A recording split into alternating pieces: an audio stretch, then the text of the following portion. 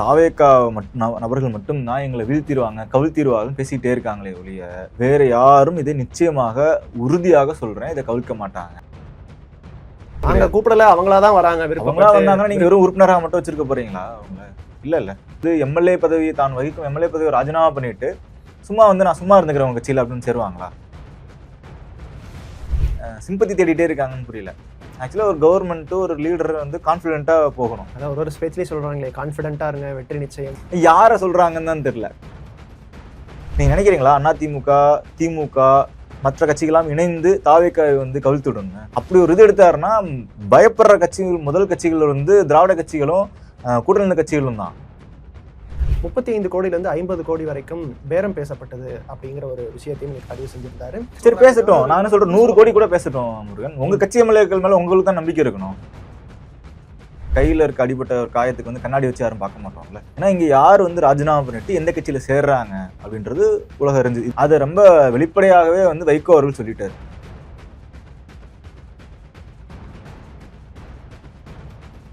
இது என்ன பாயசத்துக்கா? இதுதாமா பாயசத்தோட secret. Sweet and condensed milk from Milky Mist. பார்த்தாலே தெரியுது நல்ல சூப்பர் பாயசம். Sweet and condensed milk from Milky Mist. Aachi masala. எந்த சமையலும் ருசி தேடும் ரகசியம். 20 ரூபாய். தி டிபேட் நேயர்களுக்கு வணக்கம். சிறப்பு நேர்காணலில் இன்று நம்மோடு இணைந்திருக்கிறார் பத்திரிகையாளர் பிரபாகர் அவர்கள். சார் வணக்கம். வணக்கம். தாவேகா தலைமையிலான தோழமை கட்சிகளோட ஆலோசனை கூட்டம் இன்றைய தினம் நடந்து முடிஞ்சிருக்கு. கம்யூனிஸ்ட் கட்சிகள் தவிர ஐயுஎம்எல், விசிகா, காங்கிரஸ், மதிமுக உள்ளிட்ட கட்சிகள் இந்த கூட்டத்தில் பங்கேற்றிருக்காங்க. இந்த புதிய கூட்டணிக்கான தேவை தமிழ்நாட்டில் இப்போ திடீர் ஏற்பட்டிருக்கா? இதை நம்ம எப்படி பார்க்கலாம்? இல்லை, வழக்கமாக கூட்டணி அப்படின்றது தேர்தலுக்கு முந்தைய கூட்டணி, தேர்தலுக்கு பிந்தைய கூட்டணி அப்படின்னு உருவாகும். இதுவரையும் தமிழ்நாட்டில் இப்படியான சூழல் உருவானதில்லை. இப்படியான சூழல் நான் சொல்கிறது தேர்தல் முடிவுகள் யாரோ ஒருவருக்கு சாதகமானதாக தான் இருக்கும். தேர்தலுக்கு பிந்தைய ஒரு கூட்டணி உருவாகி அந்த கூட்டணியை ஆட்சி அமைக்கிறது அப்படின்றது இதுதான் முதல் முறை தமிழ்நாடு அரசியல் வரலாற்றில். அப்போது இந்த வாட்டி அது கூட்டணியாக உருவாகலை. அது எப்படி இருந்ததுன்னா ஆதரவு கேட்கறதாக இருந்து ஆதரவு தருவது அப்படின்றது இருந்தது. அதுக்கு அடுத்த நிலையாக இது இரண்டாவது நிலையாக அமைச்சரவையில் பங்கெடுப்பது பங்கெடுக்காது இப்படின்ற மாதிரி இந்த ரெண்டு இதுதான் இருந்தது. அப்போது இதில் ஆதரவு கடிதம் அப்படின்றது ஆதரவு எல்லாரும் கொடுக்க ஆரம்பிச்சிட்டாங்க. அந்த 118 எண்ணிக்கை வேணுன்றதுக்கு ஆதரவு கொடுக்க ஆரம்பிச்சிட்டாங்க வரிசையாக. முதல்ல கொடுத்து காங்கிரஸ் கொடுத்தாங்க, அடுத்து இடதுசாரிகள் கொடுக்குறாங்க, மூன்றாவதாக விடுதலை சிறுத்தைகள் கட்சி கொடுக்குறாங்க, அதுக்கப்புறம் ஐயுஎம்எல் கொடுக்குறாங்க. அதற்கு பிறகு அன்ற முதல் அமைச்சரவை இதுலேயே இவரும் முதல் இதில் காங்கிரஸ் வரல. அப்போ அதுலேயுமே அவங்க பங்கெடுத்துக்கிறாங்கன்ற தகவல் ஒழிய அவர்கள் பேர்கள் இல்லை. முதல்ல தாவேக்கா அமைச்சர்கள் மட்டும்தான் பங்கெடுக்கிறாங்க, பொறுப்பேற்கிறாங்க. பிறகு வந்த பட்டியலில் காங்கிரஸ் மட்டும் போகிறாங்க. அதற்கு பிறகு விசிகாவும் ஐயுஎம்எலும் அடுத்து தான் தனியாக தான் அமைச்சரவையில் பங்கேற்கிறாங்க. ஆனாலுமே இன்னும் கூட்டணி உருவாகலை. கூட்டணி அப்படின்ற ஒரு ஒரு கூட்டணினா அவங்க எல்லா தேர்தலும் சேர்ந்து சந்திக்கிறது, கூட்டணியாக ஒன்றாக முடிவெடுக்கிறது. அதுக்காக அவங்க கொள்கையை விட்டுட்டு வர மாட்டாங்க. ஒருத்தருக்கும் தனித்தனி கொள்கைகள் இருக்கனால தான் தனித்தனி கட்சிகளாக இருக்காங்க. எல்லாத்துக்கும் ஒரே கொள்கைனா ஒரே கட்சியாக இருந்துருவாங்க. அப்போது ஒரு ஒரு புள்ளியில் ஒன்றிணைணும். அந்த புள்ளி என்ன அப்படின்னு அவங்க கண்டடைகிறதுக்கு இவ்வளோ காலம் ஏற்பட்டது. ஏன்னா இதுக்கு முன்னாடி அவங்க தேர்தலுக்கு முன்னாடி வேறொரு அணியிலிருந்து வேறொரு தளத்திலிருந்து அதை விமர்சிச்சுட்டு இருந்தாங்க. விஜய் அவர்களையும் தாவேக்கா அவர்களையும் விமர்சிச்சுட்டு இருந்தாங்க. அப்போ அந்த ஒருங்கிணைக்கிற புள்ளி எந்த புள்ளியில் ஒருங்கிணைக்கிறது அப்படின்றத கண்டடையறதுக்கு ஒரு நேரம் ஏற்பட்டிருக்கும். அதுக்கு ஏற்றால இந்த 2 மாத காலம் எடுத்திருக்கு அப்படின்னு சொல்லலாம். அதனால இப்போ அவங்க என்னென்ன நிலை சொல்கிறாங்கன்னா, ஒன்று ஆதரவு கொடுத்த கட்சிகள், அடுத்து நட்பு சக்திகள், ஃப்ரெண்ட்லி பார்ட்டிஸ், தோழமை கட்சிகள் அப்படின்ற இடத்துலேருந்து இப்போ அடுத்த தோழமை கட்சிகள் எல்லாம் கூட்டணி கட்சிகளாக மாறுறாங்க அப்படின்றாங்க. அப்போது அந்த இடத்துல இவங்க ஏன் தோழமை கட்சிகள்லாம் கூட்டணி கட்சிகளாக மாறணும் அப்படின்னா, இது ஒரு கூட்டணி ஆட்சி தான் இங்கே நடக்குது, கோஆலிஷன் கவர்மெண்ட் தான் இங்கே நடக்குது. அப்போ ஒரு கூட்டணி உருவாகணும்ல. ஒரு ஆதரவில் ஆட்சி நடக்கிறதுக்கும் கூட்டணி ஆட்சி நடக்கிறதுக்குமான வித்தியாசம் இருக்குது. இப்போ ஆதரவில் தான் ஆட்சி நடந்துட்டு இருக்கு. இது ஒரு கூட்டணி ஆட்சியாக இன் பிரின்சிபலாக மட்டும் இல்லாமல் ஒரு வாய் வார்த்தையாக கூட்டணி ஆட்சியாக மட்டும் இல்லாமல் அது ஒரு செயல் வடிவமாக இடத்துல அவங்க இது கொடுத்துருக்காங்க. அவங்களுக்குலாம் பொறுப்பு கொடுத்துருந்தாலும் அது ஒரு கூட்டணி அமையணும்ல. கொள்கை ரீதியாக என்ன முடிவெடுக்க போகிறோம் அப்படின்றதுக்கு நீங்கள் அவங்க கூட்டணியில் இருக்க கட்சிகளோட கருத்துக்களும் அதில் முடிவில் எதிரொலிக்கணும். அப்போ அதை ஒருங்கிணைக்கிறதுக்கு ஒரு குரல் தேவைப்படுது, ஒரு நபர் தேவைப்படுறாங்க. ஒரு முடிவெடுக்கிறாங்கன்னா அது எல்லாத்துக்கும் பாஸ் ஆகணும், இவங்களோட கருத்துக்களும் அதில் கேட்கப்படணும். அப்படின்றப்போ ஒருங்கிணைப்பு தேவைப்படுது. அதை நோக்கி இப்போ தாவேக்கா நகர்ந்திருக்காங்க. அது இவ்வளோ காலதாமதமே இதுவே காலதாமதம் தான். ஆனால் இப்போவாது ஓரளவுக்கு கூட்டணி அப்படின்ற ஒரு முடிவுக்கு வந்திருக்காங்க. அதில் தான் இப்போ விடுதலை சிறுத்தைகளாகட்டும், ஐயுஎம்எல், மதிமுக, மற்றும் காங்கிரஸ் இவங்கெல்லாம் வந்து சேர்ந்திருக்காங்க. அது கூட்டணியாக அடுத்த இடத்துக்கு எடுத்துகிட்டு போகிறாங்க. அப்போ அதில் இன்றைக்கு எடுக்கப்பட்ட முடிவுகள் என்னன்னு சொன்னாங்கன்னா, முதல்ல வந்து இதுக்கு ஒரு ஒருங்கிணைப்பு குழுவோ அல்லது தலைமை ஒரு நபரோ அல்லது குழுவோ அமைக்கணும் அப்படின்றது. அப்புறம் காமன் மினிமம் ப்ரோக்ராம். இந்த கூட்டணி எந்த இதில் வந்து ஒரு காம்ப்ரமைஸ் ஆகாத ஒரு 10 விஷயங்கள் 5 விஷயங்கள் எவ்வளோ சில விஷயங்கள் குறிப்பிட்டு வச்சிருப்போம். எந்த ஒரு ஆட்சியாக இப்போ உதாரணத்துக்கு பாஜகவுடன் திமுக ஒரு முறை கூட்டணியில் இருந்தப்போ மத்தியில் ஆட்சியில் இருக்கப்போ ஒரு காமன் மினிமம் ப்ரோக்ராம் வைக்கிறாங்க. இதெல்லாம் நீங்கள் பண்ணக்கூடாது. உதாரணத்துக்கு ட்ரிபிள் தலாக் ஆகட்டும், காஷ்மீர் ஆர்டிகல் 360 இது அப்ளிகேஷன் ஆகட்டும், இந்த மாதிரியான விஷயங்கள்லாம் முன் வச்சு இதெல்லாம் நீங்கள் பண்ணக்கூடாது, இதெல்லாம் வந்து அன்காம்ப்ரமைஸ்டு விஷயங்கள், அதெல்லாம் பண்ணாட்டி நாங்கள் கூட்டணி வச்சுக்கிறோம் அப்படின்னு ஒரு உடன்படிக்கைகள் அடிப்படையில் கூட்டணி வைக்கிறாங்க. அந்த மாதிரி இவர்கள் எல்லாத்துக்கும் வெவ்வேறு தளத்தில் பயணித்தவங்க. இவர்களுக்கு மாற்று கருத்து இருக்கலாம். இப்போ அம்பேத்கர் பார்ட்டியாக விடுதலை சிறுத்தைகள் இருக்குது, காங்கிரஸ் அவங்க ஒரு கொள்கையோடு இருக்காங்க, அவங்க ஒரு காந்தியன் பிரின்சிபல், அம்பேத்கரின் பிரின்சிபல், இது காமராஜர் அப்படின்ற வழியில் வந்தது காங்கிரஸ் கட்சி. ஐயுஎம்எலுக்கு ஒரு பாரம்பரியம் இருக்கிறது. இப்படி வெவ்வேறு கட்சிகளுக்கு ஒரு இது இருக்கும் பொழுது தாவேக்கா என்ன சொல்கிறாங்க, தாவேக்காவுக்கு வந்து அவங்களுக்கோட கொள்கை தலைவர்கள் ஒரு 5 பேர் இருக்காங்க. அப்போ இவங்களுக்கெல்லாம் காமன் மினிமம் ஒரு ப்ரோக்ராம் வேணும், எதன் அடிப்படையில் நம்ம ஒன்றிணைறது அப்படின்றத தயாரிக்கணும் அப்படின்னு சொல்லியிருக்காங்க. 2 3வது இந்த கூட்டணிக்கான பெயர், அது என்ன பெயர் வைக்கிறாங்க அப்படின்னு நமக்கு தெரில. அவங்க பிரதானமாக முன்னிறுத்துறது 2 விஷயங்கள், செக்குலரிசம், சோஷியலிசம், அதாவது மதச்சார்பின்மை மற்றும் சமூக நீதி. இது 2 தான் பிரதானமாக முன் வைக்கிறாங்க. இதற்கு முன்னாடி திமுக தலைமையிலான கூட்டணி வந்து மதச்சார்பற்ற முற்போக்கு கூட்டணியாக இருந்தது. இது ஒருவேளை மதச்சார்பற்ற சமூக நீதி கூட்டணியாக இருக்குமோ அப்படின்னு நான் நினைக்கிறேன். அவங்க இன்னும் அந்த பேர் உறுதிப்படுத்தலன்னு நினைக்கிறேன். அதே போல் இன்னைக்கு நம்ம பார்க்கும்போது அமைச்சர் சிடிஆர் நிர்மல்குமார் ஒரு செய்தியாளர் சந்திப்பிலையும் பேசியிருந்தார். ஊத்தங்கரை எம்எல்ஏ இளையராஜா அவர்கள்கிட்ட 35 கோடியிலேருந்து 50 கோடி வரைக்கும் பேரம் பேசப்பட்டது அப்படிங்கிற ஒரு விஷயத்தையும் இன்னைக்கு பதிவு செஞ்சிருந்தாரு. அது சம்பந்தமா இது வரைக்கும் ஒரு 5 நபர்களை கைது செய்யறதுக்காகவும் பேசியிருக்காரு. எப்பெல்லாம் தாவேக்கா சைட்லேருந்து ஒரு விமர்சனங்கள் முன்வைக்கப்படுதோ, இல்லை அவங்க கட்சியில் ஏதோ ஒரு அமைச்சர் சரத் மீது வைக்கப்படக்கூடிய அந்த இஷ்யூவாக இருக்கட்டும், இதெல்லாம் பேசும்போது இந்த அதிமுக திமுக இணைஞ்சு ஆட்சி அமைக்க முற்பட்டாங்க அப்படிங்கிற ஒரு எப்பெல்லாம் பிரச்சனை வருதோ அப்பெல்லாம் இந்த விஷயத்தையும் அதிகம் முன்னிறுத்துறதையும் நம்ம பார்க்குறோம். இப்போ இந்த விஷயத்திலையும் செந்தில் பாலாஜி அவர்களோட தூண்டுதல் பேரில் தான் இப்படி ஈடுபட்டிருக்காங்க. முன்னாள் முதலமைச்சர் இதெல்லாம் பார்த்துட்டு நீங்கள் இப்படி இருக்கிறதுக்கு பேசாமல் அரசியல் இருந்தே ஒதுங்கிடுங்க அந்த மாதிரிலாம் பேசியிருக்காரு. இது ஒரு டைவர்ஷன் பாலிடிக்ஸாக பார்க்குறாங்களா, இல்லை உண்மையிலே இஷ்யூ அப்படி நடந்திருக்கா? ஒன்று, தமிழ்நாட்டில் குதிரை பேரம் நடக்கிறதா அல்லது நடந்ததா அப்படின்னு கேட்டால் அது வந்து நமக்கு கையில் இருக்க அடிபட்ட ஒரு காயத்துக்கு வந்து கண்ணாடி வச்சு யாரும் பார்க்க மாட்டோம்ல, அந்த மாதிரியான ஒரு விஷயம்தான். அது எங்கே நடந்தது அப்படின்றதும் தமிழ்நாடு மக்கள் எல்லாத்துக்கும் தெரியும்.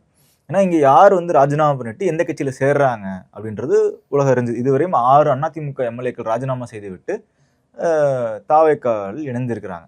2 பேர் இணைய போகிறாங்க. 6 பேர்னு வச்சுக்கோங்க. நாளைக்கு இந்த வீடியோ வெளிவர்றப்ப இணைஞ்சிருப்பாங்க, ஏறத்தாழ நாளை நேரம் இணைஞ்சிருப்பாங்க.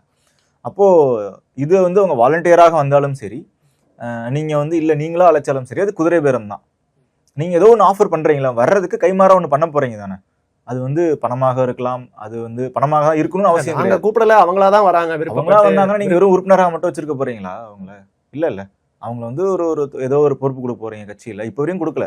கட்சியில் நிச்சயமாக பொறுப்பு கொடுப்பீங்க, உள்ளாட்சி தேர்தலில் பணியாற்றுறதுக்கு பயன்படுத்துவீங்க. அவங்களுக்கு வந்து திரும்பவும் இடைத்தேர்தல் வரப்போகுது, இடைத்தேர்தலில் அவங்களுக்கு வேட்பாளராக போடலாம். அப்போ அது வரைக்கும் நம்ம காத்திருக்கணும் அவசியம் கிடையாது. யாரோ ஒருவரும் வந்து எம்எல்ஏ பதவியை தான் வகிக்கும் எம்எல்ஏ பதவியை ராஜினாமா பண்ணிட்டு சும்மா வந்து நான் சும்மா இருந்துக்கிறேன் கட்சியில் அப்படின்னு சேருவாங்களா?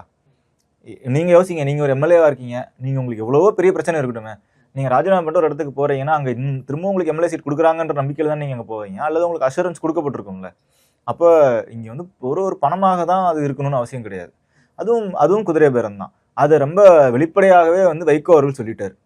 நீங்கள் உங்கள் எம்எல்ஏக்களை ராஜினாமா பண்ண சொல்லுங்க, நான் உங்களுக்காக வந்து பிரச்சாரம் பண்ணுறேன், உங்க வெற்றியை நான் உறுதிப்படுத்துறேன் அப்படின்னு விஜய் அவர்கள் என்னிட்ட பர்சனலா சொன்னாரு அப்படின்னு வைகோ அவர்கள் முன்னாடி சொல்லிட்டாரு. ஆனா அடுத்த நாளே மாத்தி சொல்றாங்க. அடுத்த நாள் சொல்லல, மாத்தி சொல்லலாம். மாத்தினா அதுக்கப்புறம் பேக் ஃபயர் ஆகுது. முதல்வரே பாருங்க குதிரை வேகத்தில் ஈடுபட்டு இருக்காருன்னு பேக் ஃபயர் ஆகுது, நீங்க மாத்தி சொல்றீங்க. ஸோ இதுவும் தப்பான்னு கேட்டா இது தப்பு, இந்த நடக்கலாம் தப்பு. இப்போ இன்று வந்து செந்தில் பாலாஜி அவர்கள் ஆகட்டும், செந்தில் பாலாஜி அவர்கள் பேர் வந்து நேரடியாக முதல் குற்றவாளியாக சேர்க்கல. திருநாவுக்கரசு அப்படின்ற ஒரு நபர், அவர் வந்து ஒரு பொலிட்டிக்கல் சர்வே எடுக்கிற நிறுவனம் அல்லது கன்சல்டிங் நிறுவனம் வச்சிருக்காரு. அவர் வந்து ஊத்தங்கரை எம்எல்ஏட தொலைபேசியில் பேசுறாரு, மிரட்டுறாரு. அப்புறம் அவரை பிடிச்சி விசாரிச்சதுல இன்றும் 2 நபர்கள் வந்து பிடிக்கிறோம், நரேஷ் மற்றும் இன்னொருத்தரை பிடிக்கிறோம். அவங்கள லிங்க் எடுத்து போகும்பொழுது அவர்கள்லாம் வந்து அந்த நரேஷ் அப்படின்ற நபருடன் வந்து செந்தில் பாலாஜியோட சகோதரர் வந்து அசோக் தொடர்பில் இருந்திருக்கார் அப்படின்றதான் இருக்கு. அங்கே பணம் பரிமாற்றப்பட்டதாகவோ அல்லது வந்து அசோக் சொன்னதன் பேரில் தான் நரேஷ் வந்து திருநாவுக்கரசை அனுப்பி அவர் செஞ்சார் அப்படின்றதாகவோ எங்கேயும் அந்த பிரஸ் லிஸ்ட்ல சொல்லப்படலை ஒன்று. அப்புறம் அசோக் யாரு அப்படின்னு கேட்டால் செந்தில் பாலாஜி அவர்கள் தான். அப்போ செந்தில் பாலாஜி அவர்கள் சொல்லிதான், அசோக் சொல்லிதான், நரேஷ் சொல்லிதான் திருநாவுக்கரசர் செஞ்சார் அப்படின்னு இருக்கு.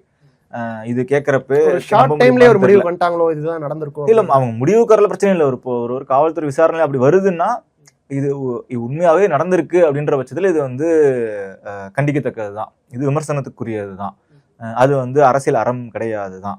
ஏன்னா ஒரு ஆட்சியை கவிழ்ப்பதற்காகவோ அல்லது வேற ஏதோ ஒரு விஷயத்துக்காக இப்படியான ஒரு குதிரைவரம் நடக்குது, எம்எல்ஏக்களை வாங்கும் நிலை நடக்குது அப்படின்னா அது யார் செய்திருந்தாலும் அது கண்டிக்கத்தக்கதான். திமுக இதை செய்திருந்தாலும் அது கண்டிக்கத்தக்கது தான்.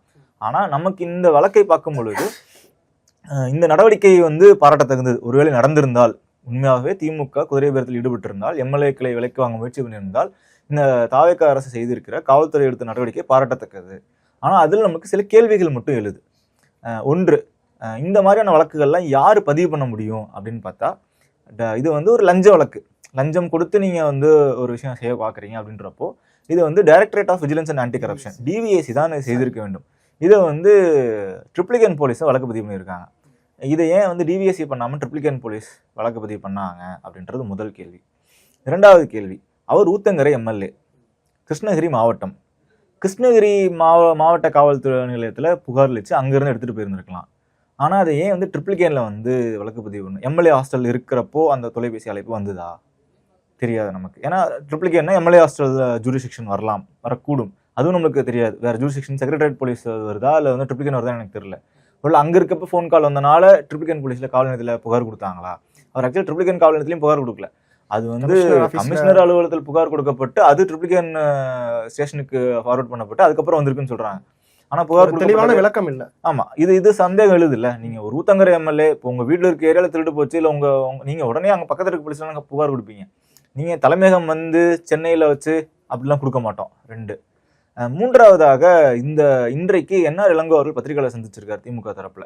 அவர் என்ன சொல்றாரு, அந்த இதுவரைக்கும் குற்றச்சாட்டப்பட்ட நபர்களுக்கோ அந்த கைது செய்யப்பட்டிருப்பாங்க 3 பேர் தான் அதிகாரப்பூர்வமாக கைது செய்யப்பட்டிருக்காங்க, மிச்சம் 2 பேர் கைது செய்யப்பட்டிருக்கான்னு சொல்றாங்க. ஆனால் இன்னும் அதிகாரப்பூர்வமாக அவங்கள ரிமாண்ட் பண்ணலை. அப்போ அந்த 3 பேருக்குமே வந்து அவங்க எதற்காக கைது செய்யப்பட்டாங்கன்னே அவங்களுக்கு சொல்லப்படலை, அவங்க மீது உள்ள சுமத்தப்பட்ட குற்றம் என்னன்னே அவங்களுக்கு தெரியல அப்படின்றாங்க. இன்னொன்று, அவர்கள் மீது வந்து அவங்களோட எஃப்ஐஆர் காப்பி இன்னும் அவங்களுக்கு கொடுக்கல அப்படின்றாங்க. இது எல்லாமே அவர் அதிகாரம் சொல்றாரு. கோர்ட்ல பேசியிருக்காங்க, அவர் ரிமாண்ட் பண்றப்போ கோர்ட்ல இதெல்லாம் பேசியிருக்காங்க. காவல்துறை ஆமா நாங்க கொடுக்கலன்னு ஒத்துருந்துருக்காங்க, இன்னைக்கு நைட்டுக்குள்ள நாங்கள் எஃப்ஐஆர் காப்பி கொடுக்குறோம் அப்படின்னு சொல்லியிருக்காங்க. இன்று இரவுக்குள்ளோ அல்லது நாளைக்கு காலைக்குள்ளே எஃப்ஐஆர் காப்பி கொடுங்கன்னு இருக்காங்க. அப்போ இதுவுமே வந்து ப்ரொசீஜரல் ஃபிளாஸ். நீங்க பாசு வெர்சஸ் யூனியன் கவர்மெண்ட் ஒரு வழக்கு இருக்கு, அதுல ரிமாண்ட் ப்ரொசீஜரே இருக்கு. ஒருவரை நீங்க கைது செய்யறீங்க அப்படின்னா ஏறத்தால அது ஒரு பெரிய பட்டியல், நீங்க முடிஞ்சா எடுத்து இந்த ஸ்லைட்ல கூட போடுங்க சைட்ல. அதுல டிகே பாசு ஒரு பிகே பாசு வெர்சஸ் வெஸ்ட் பெங்கால் ஒரு யூனியன் கவர்மெண்ட். அப்போ அதுல ரிமாண்ட் பண்றப்போ நீங்க ஒரு உறவினருக்கு தகவல் தெரிவிக்கணும், அவங்க என்ன வழக்கில் கைது செய்யப்பட்டிருக்காங்க அவங்களுக்கு நீங்க சொல்லணும், எஃப்ஐஆர் நீங்க வாசிச்சு காமிக்கணும் அப்படின்னு பல நீண்ட பட்டியல் இருக்கு. ஆனா இங்க குற்றம் சாட்டப்பட்டவர்களுக்கு நீங்க வந்து எஃப்ஐஆர் காப்பியே கொடுக்கல. இன்னும் நான் அரெஸ்ட் ஆகிற ஒரு வழக்கில் எதுக்காக நீங்க கைது பண்ணீங்கன்னு எனக்கு தெரியல, என் மீது என்னென்ன சார்ஜஸ் போட்டிருக்கீங்கன்னு இன்னும் தெரியல, இன்னும் செக்ஷன்ஸ் என்னென்னு ரிவீல் பண்ணல, பத்திரிகை செய்தி வந்திருக்கு, அந்த பத்திரிகை செய்திலையும் அவர் மீது என்னென்ன வழக்குகள் போட்டிருக்காங்க. நீங்க ஒரு பேரம் பேசுனீங்க, எம்எல்ஏ பேரம் பேசினாங்க அப்படின்றதுக்காக என்ன ப்ரிவென்ஷன் ஆஃப் கரப்ஷன் ஆக்ட் தான் போடணும். அதுல நீங்க அதை எப்படி சாதாரண போலீஸ்ல எப்படி போய் ப்ரிவென்ஷன் ஆஃப் கரப்ஷன் ஆக்ட் போட்டாங்களான்னு நமக்கு தெரியல. அவங்களும் போடலாம், ஆனா அது போட்டாங்களான்னு தெரியல, என்ன சார்ஜஸ் இருக்கு, மிரட்டினாங்கன்னு இருக்கு, இன்டிமிடேஷன் அதில் சேர்க்கப்பட்டிருக்கான்னு தெரியல. ஸோ இந்த இவ்வளவு கேள்விகள் இருக்கு அப்படின்றனால நம்மளால அதை வந்து இப்படிதான் நடந்திருக்குமா அப்படின்னு தெரியல. ஒருவேளை அப்படி நடந்திருக்கு அப்படின்னா இன்னும் 29ஆம் தேதி தான் புகார் கொடுக்கப்பட்டிருக்கு, இன்றைக்கு 1ஆம் தேதி. ஆனா செந்தில் பாலாஜி அவர்கள் சகோதரர் அசோக் அவரோட வீட்டுல வந்து முன்னாடியே வந்து ரைட் நடத்தினாங்க. நம்ம எல்லாம் செய்தி தொலைக்காட்சிகளை பார்த்திருப்போம். கடந்த வாரம் ரைட் நடத்தினா நம்மலாம் பார்த்துருப்போம், போலீஸ் திடீர்னு வந்தாங்க சோதனையிட்டாங்க அப்படின்லாம் பார்த்துருப்போம். அதுக்கு அவர் வேறொரு வழக்குல தொடர்பு இருந்தனால அவர் வந்து அந்த வழக்கு தனியா போயிட்டு இருந்தது. அவர் வேறொரு வழக்குக்காக வந்து முன்ஜாமீன் தனியா வாங்கியிருந்தாரு. ஆனா இந்த வழக்குக்காக ரைட் நடத்தின மாதிரி நம்ம கேள்விப்பட்டோம். இது தொடர்பாக ஏதோ ரைட் நடத்தினாங்கன்னு சொல்றாங்க. அப்போ 29ஆம் தேதி பதிவுப்பட்ட வழக்குக்கு எப்படி கடந்த வாரமே வந்து ரைடு நடத்த முடியும் அப்படின்னு நமக்கு தெரியல. ஸோ இந்த கேள்விகளுக்கெல்லாம் வந்து காவல்துறை தான் பதிலளிக்கணும், அல்லது அட்லீஸ்ட் குறைஞ்சபட்சம் காவல்துறை வந்து பொதுவெளியில பதிலளிக்க வேண்டியதில்லை, நீதிமன்றத்திலேயாவது பதிலளிக்கலாம். ஓகே, அதே போல இப்ப திமுகவும் அதிமுகவும் இணைஞ்சாலும் ஆட்சி அமைக்க முடியாத ஒரு சூழ்நிலை இப்ப இருக்கும்போது, நம்ம நம்பர் வைஸ் பார்க்கும்போது இருக்கும்போது, திமுக இப்படி செய்யறதுனால அவங்களுக்கு என்ன ஆதாயம், அவங்க ஏன் அதை செய்ய போறாங்க அப்படிங்கிற ஒரு பொதுவான விமர்சனங்கள் சமூக வலைதளங்கள்ல வைக்கப்படுது. இதை எப்படி பார்க்கலாம் நம்ம? இல்ல, ஒன்று திமுக அதிமுக அப்படி செய்யறதுக்கு வாய்ப்பு இல்லை. ஒன்று 2 அப்படியே ஒருவேளை செய்தாலும் அது வந்து சட்டத்திற்கு புறம்பானது கிடையாது. ஏன்னா அவங்க குறிப்பிட்டிருக்கிறது என்னன்னா சபாநாயகருக்கு எதிராக ஒரு தீர்மானத்தை நீங்க ரைஸ் பண்ணணும் அப்படிங்கிற ஒரு இல்ல demand இல்ல வச்சு- முருகா, நான் ரொம்ப தெளிவா சொல்றேன். இந்த ஆட்சியை தாவேகா நபர்கள் மட்டும்தான் எங்களை வீழ்த்திடுவாங்க கவிழ்த்திடுவாங்கன்னு பேசிக்கிட்டே இருக்காங்களே ஒழிய வேற யாரும் இதை நிச்சயமாக உறுதியாக சொல்றேன், இதை கவிழ்க்க மாட்டாங்க. ஆனா திரும்ப திரும்ப ஏன் அது ஆட்சியை கவிழ்க்க சதி அப்படிங்கிற ஒரு இது விதைச்சுக்கிட்டே சிம்பத்தி இருக்கும். பேசுறாங்களா இல்ல எதனால அவங்க மேலே நம்பிக்கை இல்லையான்னு எனக்கு தெரியல. அது தாவேகா நபர்கள் தான் அதை விளக்கணும். ஏன்னா கூட்டணி கட்சிகளும் விளக்கம் கொடுக்குறாங்க. கம்யூனிஸ்டுகளாகட்டும் எங்களுடைய ஆதரவு தொடரும், 5 வருஷம் இந்த ஆட்சி எந்த பிரச்சனையும் இல்லாம நடக்கும், ஆட்சியை கவிழ்ந்துரும் பேசுறதே தப்புன்னு சண்முகம் அவர்கள் சொல்றாரு. திருமாவளவன் அவர்களும் அதே தான் சொல்றாரு. 5 வருஷம் எந்த பிரச்சனையும் இல்லாம இந்த ஆட்சி நடக்கும், ஆட்சி கவிழாது அப்படின்னு சொல்றாங்க. கூட்டணி கட்சிகளுக்கு இவ்வளவு சப்போர்ட்டிவா அவங்க ஸ்டேட்மெண்ட்ஸ் கொடுக்கும்போது திரும்ப எங்க ஆட்சியை கவுக்க பாக்குறாங்கன்னு தாவேகா சொல்லிட்டே இருக்கிறது நம்ம எப்படி இல்ல என்ன அது அவங்க தான் அதை விளக்கணும்னு நான் நினைக்கிறேன். ஏன்னா அப்படி அவங்களுக்கே ஏன் அந்த அச்சம்னு தெரியல. அது வந்து ஒருவேளை இப்ப கூட்டணி கட்சிகள் அந்த அசூரன்ஸை கொடுத்துட்டாங்க, தங்கள் கட்சி எம்எல்ஏக்கள் மீதே சந்தேகப்படுற நியாயமா? ஏன்னா இப்போ அவங்க கட்சி எம்எல்ஏக்கள் 107 பேர் இருக்காங்க, கூட்டணி கட்சியினர் ஆதரவு கொடுத்துருக்காங்க, அது மூலம் 121 வந்திருக்கு ஆதரவு. இப்ப அவங்க எல்லாம் உறுதியாக நாங்க அளிக்கிறோம்னு சொல்லிட்டாங்க. அப்ப 107 எம்எல்ஏக்கள் தாவேகா எம்எல்ஏக்கள் தான் இருக்காங்க. அப்ப தாவேகா தொடர்ச்சியா கூட்டணி கட்சிகள் சொல்லியும் தாவேகா தலைவர்கள் அப்படி சொல்றதன் மூலமாக நீங்க உங்களுடைய எம்எல்ஏக்கள் மீதான நம்பகத்தன்மையை நீங்க தான் வந்து குறைச்சிக்கிறீங்க. உங்க எம்எல்ஏக்கள் மேலே உங்களுக்கு நம்பிக்கை இல்லையா? இந்த ஒரு எம்எல்ஏ மட்டும் இல்லாம இன்னும் சில எம்எல்ஏ கிட்ட 50 கோடி வரைக்கும் பேரம் பேசிட்டு இருக்காங்க அப்படின்னு சொல்றான். 19 சொல்றாங்க. பேசட்டும், நான் சொல்றேன் 100 கோடி கூட பேசட்டும் முருகன். உங்க கட்சி எம்எல்ஏக்கள் மேல உங்களுக்கு தான் நம்பிக்கை இருக்கணும். திமுகவிடையும் அதிமுகவிடம் என் கட்சி எம்எல்ஏக்கள் 1000 கோடி கொடுத்தாலும் வேலை பேசினாலும் என் கட்சி எம்எல்ஏ போக மாட்டேன்னு உங்களுக்கு நம்பிக்கை இருக்கணும்ல. இந்த ஆட்சி நாங்க நடத்திடுவோம் அப்படின்னு நம்பிக்கை உங்களுக்கு இருக்கணும்ல. உங்களுக்கு ஏன் அந்த நம்பிக்கை இல்லைன்றதுதான் கேள்வி. பேரம் பேசி நடத்தி தான் பாக்கட்டுமே அப்படின்னு நீங்க ஒரு சேலஞ்ச் கூட பண்ணுங்களேன். என்ன நடந்துற போகுது? உங்க கட்சி இல்ல, நீங்க தான் உங்க கட்சிக்கார எம்எல்ஏ கூட நிக்கணும். ஒரு முறையும் வந்து எங்க எம்எல்ஏ போயிருவாங்களோ, இந்த எம்எல்ஏ போயிருவாங்களோ எப்படி நீங்க பேச முடியும்? திமுக அதிமுக அப்படி பேசிட்டே இருக்காங்களா? அதிமுகல இருந்து தொடர்ச்சியா போய்கிட்டு இருக்காங்க. அதிமுக இருந்து இது 6 பேர் வந்து ராஜினாமா பண்ணியிருக்காங்க, 4 பேர் தாவேக்கால இணைஞ்சிட்டாங்க, இன்னும் 2 பேர் நாளை இணைய இருக்காங்க. இன்றைக்கு வந்து எஸ்பி வேலுமணி உள்ளிட்ட நிர்வாகிகள் வந்து கட்சி பொறுப்பு எங்களுக்கு வேண்டாம்னு எழுதி கொடுத்துருக்காங்க. அதிமுக சொல்லிட்டே இருக்காங்களா எங்க கட்சி போயிட்டே இருக்காங்க, எங்க கட்சியை வந்து அழிக்க பாக்குறாங்க, கட்சிக்கு துரோகம் செய்தவர்கள்லாம் வெளியில போயிட்டு இருக்காங்க, போகட்டும் தான் நினைக்கிறேன். அவங்க சொல்லிட்டே இருக்காங்களா என் கட்சியை கரைக்க பாக்குறாங்க, என் கட்சியை வந்து சூறையாடுறாங்க, என் கட்சியில பேரம் பேசுறாங்க, என் கட்சிட்டு வேலை பேசுறாங்க, என் கட்சிட்டு வந்து ஆசை வார்த்தை கூப்பிடுறாங்கன்னு எடப்பாடி அவர்கள் எங்கேயாவது சொல்றாரா? இல்ல 2ஆம் நிலை தலைவர்கள் சொல்றாங்களா? குதிரை பேரம் குற்றச்சாட்டு வைக்கிறாங்களே ஒழிய என் கட்சி போயிடும், என் கட்சி அழிக்க பாக்குறாங்கன்னு அவங்க சொல்றாங்களா? எவ்வளவு பேர் சென்றாலும் என் கட்சி இருக்கும் அப்படின்ற ஒரு அதான ஒரு தலைமை பண்புக்கான அழகு. அப்ப தாவேக்காவும் ஒரு வேலை அந்த ஸ்ட்ராங் தானே பேசணும். எவ்வளவு பேர் போனாலும் சரி இந்த காட்சியை காப்பாற்றுவாங்க. நான் இன்னும் சொல்றேன், இன்னும் தீர்க்கமா சொல்றேன், கூட்டணி கட்சிகள் ஆதரவு வேணாம். நாளைக்கே எல்லா கூட்டணி கட்சிகளையும் பேரம் பேசி விலைக்கு வாங்கிற யாரோ ஒரு கட்சி விலைக்கு, நாளை காக்ரோ ஜனதா பார்ட்டியோ இல்லை ஏதோ புதுசா ஒரு கட்சி ஆரம்பிச்சு அந்த கட்சியெல்லாம் வந்து கூட்டணி கட்சிகளை விலைக்கு வாங்கிறாங்கன்னு வச்சுக்கோங்க. கூடுதலாக தாவேக்கால இருக்க ஒரு 20 எம்எல்ஏக்கள் அல்லது 10 எம்எல்ஏக்கள் வந்து நாங்கள் அரசியலிருந்து ஓய்வு பெறோம்னு கிளம்பிடுறாங்கன்னு வச்சுக்கோங்க. இப்போ 107 வெறும் 97 எம்எல்ஏக்கள் தான் இருப்பாங்க.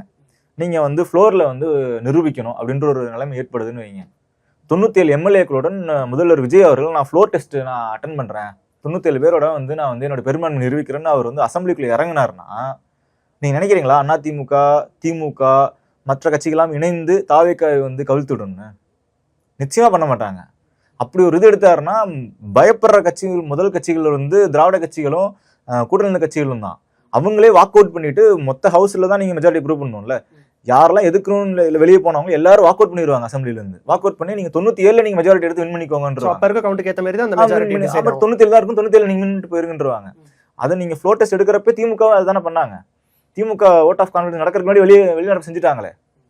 ஒருவேளை ஒரு 1-2 வாக்கள் எதிர்ப்புல இருந்தோ அல்லது அவங்க எதிர்பார்த்த கவுண்ட் இல்லாம இருந்து ஏதோ ஒரு அசம்பவம் நடக்க வேணாம்னு சொல்லி அவங்க வெளிநடப்பு செஞ்சுட்டாங்களே. அப்படி வெளிநடப்பு செஞ்சும் நீங்க அதிமுகவோட உறுப்பினரோட ஆதரவும் பெற்றுதானே வந்து கவர்மெண்ட் வந்து ப்ரூவ் பண்ணி மெஜாரிட்டி ப்ரூவ் பண்ணீங்க. அதனால யாருக்கும் இந்த ஆட்சி குறைந்தபட்சம் நான் சொல்றேன் 4.5 ஆண்டுகள் வரை இந்த ஆட்சியை கவிழ்க்க மாட்டார்கள்.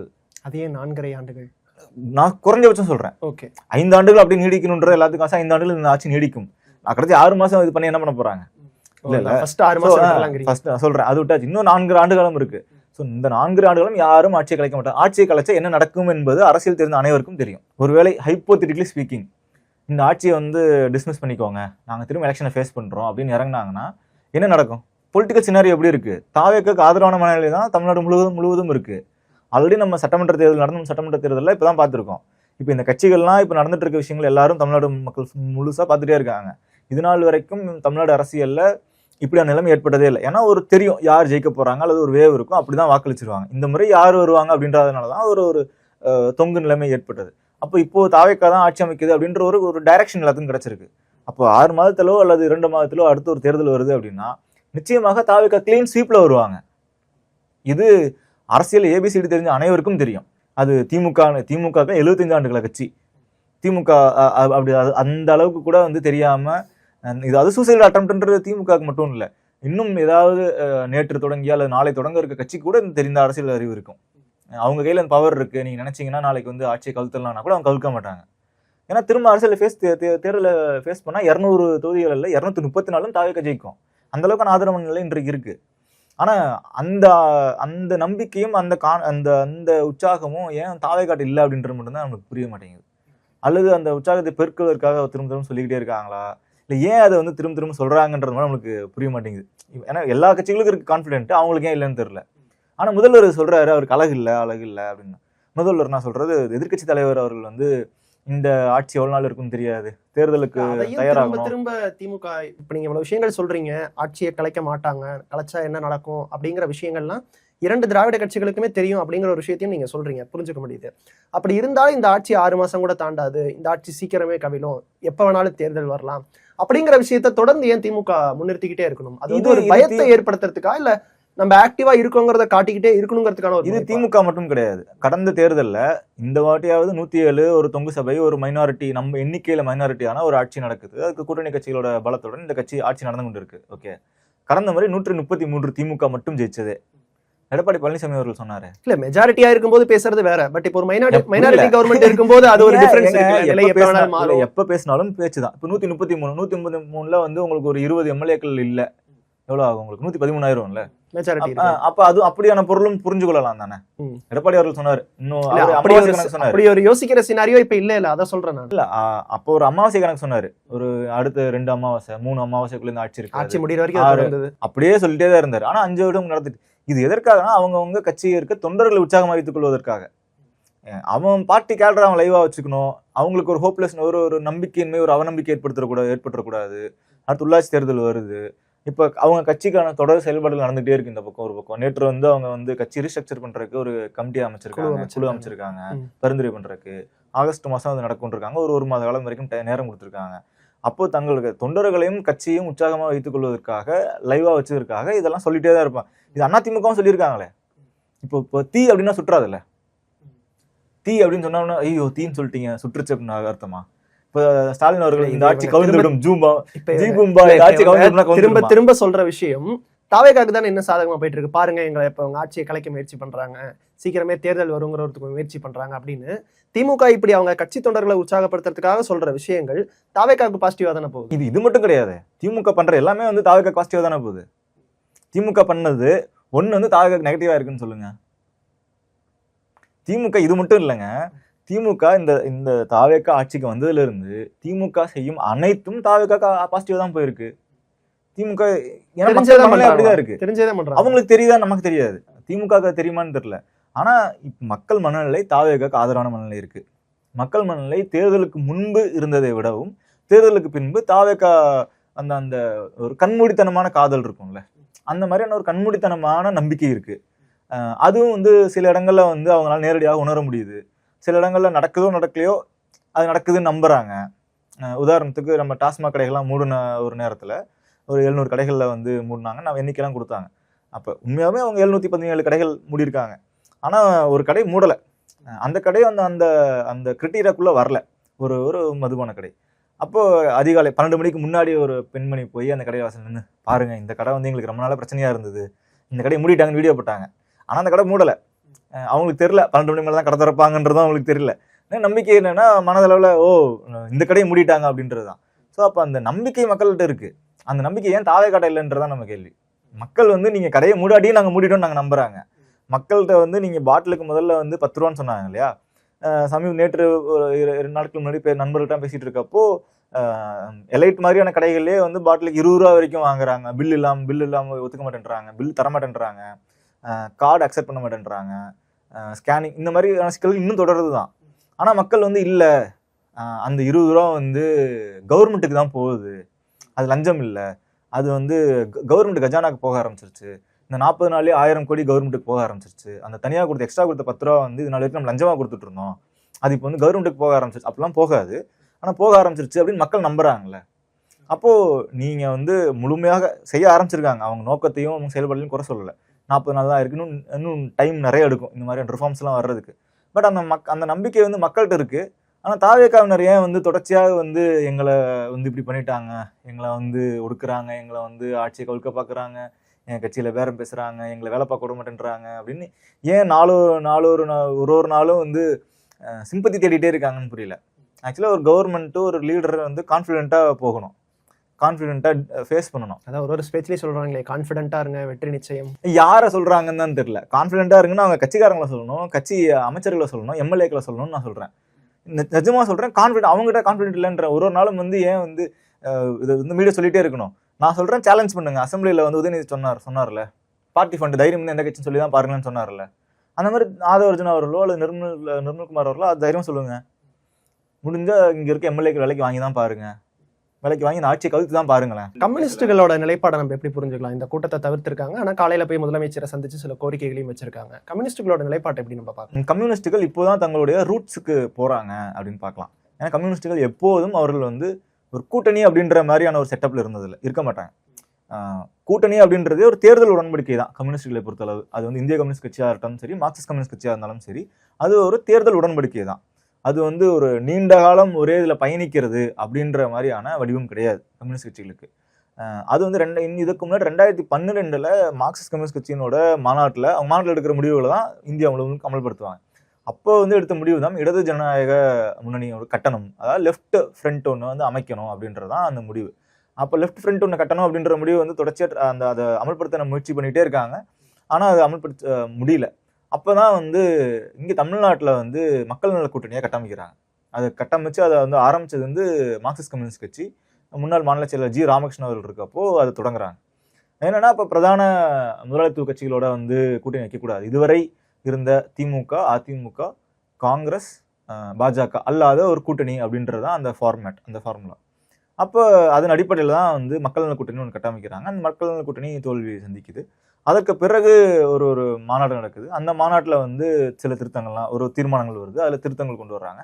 அப்போ அதில் வந்து காங்கிரஸுடன் கூட்டணி இல்லை அப்படின்றதும், திமுக, அதிமுக போன்ற கட்சிகள் கூட்டணி ஒட்டும் இல்லை, உறவும் இல்லை அப்படின்ற நிலையில இருந்து இப்போ ஒரு பெரிய ஒரு அச்சுறுத்தலான ஒரு சூழல் இருக்கு இந்தியா முழுவதும். அதற்கு வந்து நம்ம வந்து ஜனநாயக சக்திகளுடன் ஒன்றிணைம் அப்படின்ற மாதிரி எல்லாம் சொல்லி இந்த தமிழ்நாட்டில் மதச்சார்பற்ற முற்போக்கு கூட்டணி அப்படின்றதுல இணைகிறாங்க.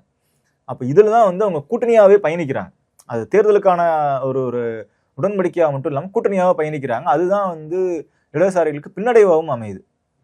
ஏன்னா அவங்க வந்து நீங்கள் 2011 எனக்கு நான் வாசிக்க தீக்கதிரோ அல்லது வந்து ஜனசக்தியோ அல்லது மற்ற கட்சி சார்ந்த அவங்களுடைய கட்சி பத்திரிகைகள் வாசிக்க ஆரம்பித்த காலத்தில் 2021 வரை காலகட்டம் வரைக்கும் பத்திரிகைகளை ஒரு நிலைப்பாடும் ஒரு பிரச்சனைக்கும் என்னென்ன, ஏன் இவ்வளோ பெரிய பிரச்சனை தெரியுமா அப்படின்லாம் வந்து அவ்வளோ கட்டுரைகள், அவ்வளோ ஆழமான கட்டுரைகள் வெளிவரும் அவங்களோட நிலைப்பாடை வெளிப்படுத்துறதுக்கு.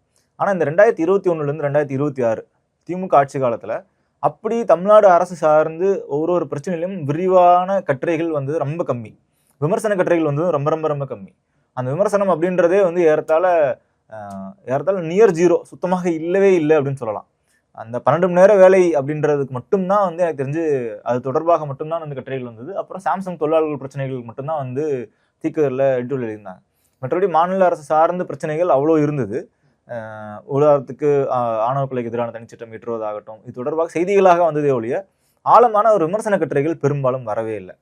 அப்போ அதுவே வந்து ஒரு கட்சி தொண்டர்கள் ஒரு நீர்த்து போகும்ல, தங்களுடைய அரசியல் நிலைப்பாட்டை நீர்த்து போகும் இல்லையா, அப்படியான சூழல் இருந்தது. இப்போதான் வந்து திரும்ப அதோட தாக்கத்தை இந்த தேர்தலில் புரிஞ்சிருக்காங்க.